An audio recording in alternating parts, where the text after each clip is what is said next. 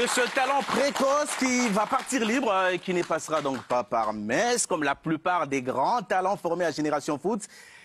Mansour, est-ce que c'est un fâcheux précédent pour GF, mais aussi pour les académies en Afrique? Ça va créer un précédent parce qu'Amara Diouf, c'est un talent générationnel. Des comme lui, je pense qu'il n'y en a pas toutes les générations. Génération Foot tenait, et encore, j'ai envie de dire, tiens encore un joueur parce qu'il n'est pas encore majeur, donc peut-être qu'ils peuvent se rabibocher, on ne sait pas. Mais c'est vrai que ça va créer un précédent parce que je pense que beaucoup plus de jeunes vont être beaucoup plus regardants sur leur contrat, voir exactement ce qui est légal et ce qui ne l'est pas. Et ça va aussi pousser aussi quelque part les académies à se mettre aussi en règle. C'est peut-être pas plus mal.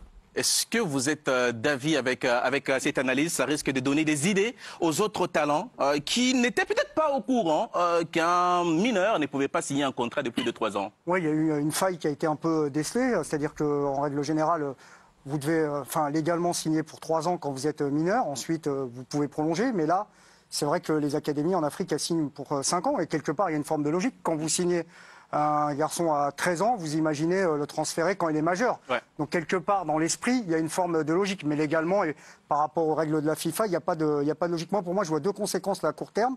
La première, c'est que il y en a beaucoup qui ont signé pour 5 ans. Donc ils vont se retrouver dans la même situation. Il va falloir, entre guillemets, écrémer tout cela. C'est-à-dire qu'il y en a qui vont encore partir, comme Amara Diouf, et peut-être moins talentueux, parce que je pense qu'il y en a qui regardent déjà qui a signé 5 ans et à qui on peut casser le contrat. Ouais. Donc voilà. Et dans un second temps, je pense que les académies, on va en rediscuter, vont devoir signer pour 3 ans maintenant et essayer de séduire ensuite les jeunes pour les prolonger. Ça veut dire que pour rester dans le clou, les académies qui prennent des joueurs à 12-13 ans doivent signer 3 ans et renégocier peut-être à 17 ans. Et là, elles seront en position de faiblesse quand vous négociez à 17 ans. Oui. Alors, si j'ai bien compris, ils peuvent partir qu'à partir de 18 ans. 18 ans, de 18 ans. Absolument.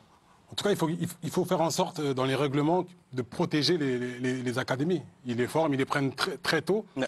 Et c'est normal qu'ils soient mieux protégés. Ce serait quand même dommage de les laisser partir libres après les avoir formés, après les avoir entretenus. Donc, il faut faire en sorte de protéger ces Pour le coup, Amara Diouf est arrivé à Génération Foot à l'âge de 9 ans. Et donc, est-ce que vous, Diom aussi, qui travaillez dans cet univers-là, est-ce que les académies vont être un peu frileuses? C'est-à-dire, allez, les joueurs des moins de 15 ans, on ne prend pas parce qu'on prend un gros risque. Non, on sera jamais frileux dans le travail du développement du football africain et de ces jeunes. Mais après, ça, c'est un cas, comme disait Mansour, qui va faire jurisprudence. Ah. Certes, c'est vrai qu'ils ont été déboutés Génération Foot au niveau du tribunal. Mais moi, je trouve que c'est scandaleux. En fait, ce qu'il faut comprendre dans l'affaire de... Qu'est-ce qui est scandaleux? Non, le règlement de la FIFA? Non, en fait, c'est pas les règlements de la FIFA qu'on peut remettre en cause. C'est le comportement... Pas d'Amara Diouf, mais des agents qui viennent aujourd'hui, une fois que le travail est mâché. Ça veut dire qu'on a pris ce gamin, il avait 9-10 ans du côté de Génération Foot. On s'occupe de lui, on le nourrit, on le fait briller, on le met au sommet de l'Olympe. Et ensuite, il y a des agents qui viennent. C'est toujours là. Il s'est passé la même chose avec Michael Faye du côté de Djambar quand il a signé dans les pays de l'Est et ensuite qu'on a transféré du côté du Barça. C'est exactement la même agence qui s'appelle l'agence Niagara qui est venue et qui a aujourd'hui séduit le petit. Ils sont passés par des agents uruguayens. On l'a ramené en Espagne. Aujourd'hui, Amara Diouf... Pour Nabil, c'est des bonnes guerres. Hein. Non, c'est pas... c'est une faille qui a été... Non, mais en fait, c'est pas une faille. C'est pourquoi aujourd'hui le petit peut se permettre ça. C'est parce qu'aujourd'hui, il y a des agents qui sont venus et qui ont promis des choses à la famille. Il a été opéré du côté de l'Espagne sans l'autorisation de Génération Foot. On l'a amené là-bas. On est en train de chercher une faille pour dire qu'on va déplacer la famille en Espagne pour qu'il puisse signer. Aujourd'hui, ce gamin... Quand il était personne, où est-ce qu'ils étaient ces agents véreux qui sont... On rappelle cet aspect. On ne peut prendre un mineur dans un club professionnel que si, voilà, on déplace aussi la famille parce qu'il doit rester avec la famille. Ouais. Bon, malheureusement, la morale dans le football, c'est pas toujours compatible. Et ce qui se passe en Afrique se passe également en Europe. Hein. Vous avez des centres de formation où on vient essayer de détourner les joueurs et puis les faire partir libres dans d'autres pays en intéressant les parents et en exfiltrant les agents et en mettant les clubs qui ont investi.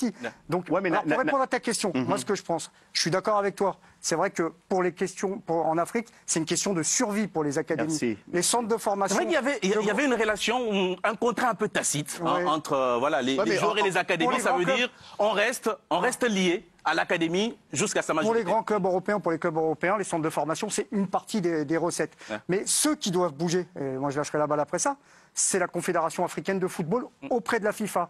Parce qu'il y a une particularité africaine qu'on ne retrouve pas ailleurs. Donc ça, c'est un vrai combat à mener, notamment peut-être augmenter les indemnités de formation pour les académies africaines, parce que vous savez qu'il y a un classement des académies, et selon votre confédération, les indemnités sont plus ou moins importantes. Et à l'échelle africaine, il faut peut-être revoir les choses pour permettre au football africain de continuer à former et à exporter des talents. Ça, c'est une piste. Mansour, qu'est-ce que les académies doivent faire pour faire face à cette nouvelle donne? Je pense qu'à un moment donné, déjà, il faut commencer par se mettre en règle. Parce que cette histoire-là, malheureusement, il y avait eu des signes annonciateurs. Je me souviens d'un très bon reportage d'un confrère, Babacar Ndaoufé, qui avait fait un reportage il y a 4 ans sur justement les contrats que proposaient les académies sénégalaises, en montrant beaucoup de choses qui, entre guillemets, beaucoup de clauses qui sont excessives, qui sont abusives, notamment le fait que des fois un jeune joueur doit signer avec tel agent pour travailler avec l'académie pour ensuite partir après, ce qui normalement ne se fait pas. Il y a plein de choses comme ça. C'est pas très légal. Et du coup, je pense conflit d'intérêts. C'est très compliqué justement. Mais ça pose aussi justement le problème. Il est là, ça marche partout comme ça. L'académie avait trop de force par rapport aux joueurs. Maintenant, les joueurs ont appris grâce à cette affaire Amara Diouf qui a entre guillemets une faille où on ne peut pas faire plus de 3 ans. Après, je pense que ça va être justement aux académies, quelque part, signer 3 ans, après renégocier pour reprolonger, pourquoi pas? Parce qu'on sait qu'en Afrique... 17 ans, mais bien sûr, mais même avant. Il faut séduire les jeunes. Non, mais j'ai dit après, Mansour, le problème c'était... En Europe, on a eu le cas, par exemple, avec Pogba. Pogba, quand il a eu 16 ans, il a pu signer. On sait qu'à partir de 16 ans, vous pouvez partir. Le problème en Afrique, le problème de Génération Foot aussi, il faut savoir que beaucoup brillent très jeunes dans les équipes nationales. Et ensuite, il y a des clubs qui veulent les acheter. Et il y a ce partenariat avec Metz, qui, bien évidemment, est un peu une épée de Damoclès au-dessus de la tête. Metz n'est plus attractif pour la plupart des jeunes sénégalais. En fait, c'est pas un problème d'être attractif ou pas, c'est qu'on parle de morale. Aujourd'hui, un petit Amara Diouf, il devrait protéger son académie. Parce qu'aujourd'hui, s'il part libre, ça veut dire qu'il va avoir juste des indemnités de solidarité par rapport à la formation. Qui doit l'aider à protéger son académie? Non, mais j'ai dit... Parce que lui, tout seul, il ne va pas y arriver. Non, mais c'est à l'échelle vraiment institutionnelle. Regardez, il y a eu le même cas avec Pape Matar. Pape Matar, quand il fait une grande Coupe du Monde, il est U17. Aujourd'hui, il y a Barça qui vient taper à la porte, il y a l'Atlético de Madrid. Aujourd'hui, il a réussi, il se dit que... si tout le monde pense de la même manière qu'Amara Diouf, Nabil, si Sadio Mané pense comme ça, si Ismaïla Sarr pense comme ça... Mais comment alors? Dis-moi comment. Non, mais j'ai dit, légalement, c'est vrai qu'à mon avis, il va falloir changer quelque chose, parce qu'à partir du moment où vous devez signer 3 ans, ça signifie que si vous prenez un jeune à 13 ans, à 16 ans, il peut se dire que voilà, aujourd'hui, il me reste 1 ou 2 ans, je peux partir libre et ne pas faire profiter mon académie, ma formation, des revenus. Donc vous comptez sur la bonne foi des joueurs? Non, mais en fait, c'est pas que sur la bonne foi. Nous, on est une académie. Aujourd'hui, Dieu merci, les joueurs, ils sont reconnaissants. Mais il va falloir que légalement, on trouve une parade à ça. Parce que c'est vrai que le cas d'Amara Diouf, pour moi, il est scandaleux. Donc ça veut dire que le règlement de la FIFA, pour l'Afrique, ça ne peut pas s'appliquer de la même façon. Parce que ce qu'il faut comprendre... Il y a une spécificité africaine. Sur ça signifie qu'aujourd'hui, Amara Diouf ne part pas au FC Metz, avec lequel FC Metz qui est en train d'investir beaucoup d'argent pour le développement des joueurs africains. Vous allez avoir des indemnités de solidarité, mais surtout, c'est sur la future revente. Et c'est là que les académies vivent. Est-ce que ça veut dire que le modèle Génération Foot FC Metz s'écroule avec cette affaire aussi? Parce que là, on parle quand même d'une grosse pépite et Metz comptait sur... ah oui, mais là, attention, mais là, Génération Foot, là, ils sont en PLS, c'est des millions qui sont perdus, parce que lui, c'est un joueur exceptionnel. Alors, il n'y en a pas... il y en a talent générationnel, c'était bon le terme, mais il y en a d'autres sur lesquels on peut spéculer. Comme je dis souvent, ceux qu'on attend à l'arrivée, ils ne sont pas à l'arrivée, ceux qu'on n'attend pas à l'arrivée, ils sont parfois à l'arrivée. Parce qu'il y en a aujourd'hui, vous dites, je vais signer 5 ans, mais bon, lui, c'est pas le numéro 1 dans mon esprit. S'il part au bout de 3 ans, c'est pas grave. Mais ça se trouve, tu vas le retrouver dans 3 ou 4 ans, tout en haut de l'affiche, parce que c'est des enfants. Et quand ils deviennent adultes, c'est pas souvent exactement les mêmes joueurs. Mais moi, pour terminer très honnêtement, c'est intéressant ce qui s'est passé. Pas pour les académies, parce qu'elles vont devoir réajuster certaines choses. À compter effectivement sur les bonnes relations qu'ils peuvent avoir, parce qu'ils permettent aux jeunes de partir, avoir un projet, espérer une autre vie. Mais c'est au football africain de s'organiser. Vraiment, là, tout seul dans son coin, Génération Foot, ils ne pourront rien faire. Il faut qu'il y ait une coalition d'académies qui fasse remonter à la fédération sénégalaise. Parce que si on ne réagit pas, il y a vraiment un péril par rapport à la formation en Afrique, parce que je ne connais aucune académie qui va accepter d'investir à perte.